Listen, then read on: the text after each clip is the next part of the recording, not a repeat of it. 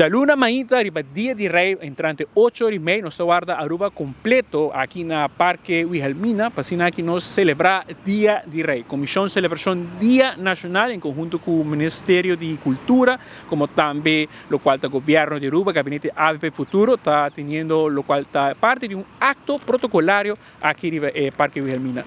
Também tem o que está acostumbrado marcha, desfile de militar de Aruba, como também Marinha Real também está presente. Também diferentes mandatários, como Sua Excelência Governador Alfonso Buchholz, Sua Excelência também Presidente do Parlamento, Sr. Marlon Snee, como também Sua Excelência Primeiro Ministro Mike Eman também está presente. E durante mainta aqui, tem apresentação musical de diferentes jovens, que está seguro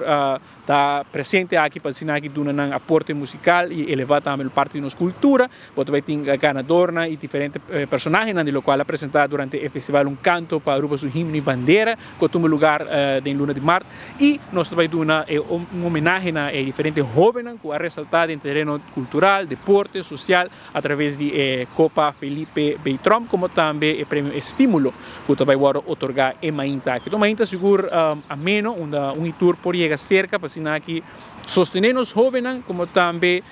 mira a bonita desfile que também tem aqui na Parque Wilhelmina. Então, começar por 8h30 da manhã, nós estamos um tour, como também nós estamos espera já para 9h da manhã, nós começar com o programa, e assim aqui nós culminamos aqui em carreira de Jesus. Então, celebração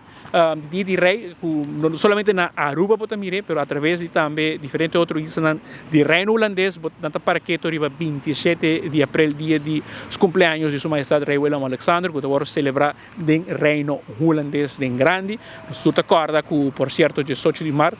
praticamente luna passada, Sua Majestade Rei Willem Alexander estava na Aruba e ela agora recebeu calorosamente de diferentes atividades que organizar, não somente aqui na praia, mas também nos podemos mirar na Dakota, na Savaneta, quantidade de atividades que tomam lugar para aqui celebrar 40 anos de Estado de parte e 50 anos de himno e bandeira, e já luna 8h30 um dia mais, nós estamos tour para estar presente aqui na Wilhelmina Park, para aqui nos celebrar Dia de Rei, junto com todos os mandatários, junto com os jovens, que seguro está aportando na lo qual está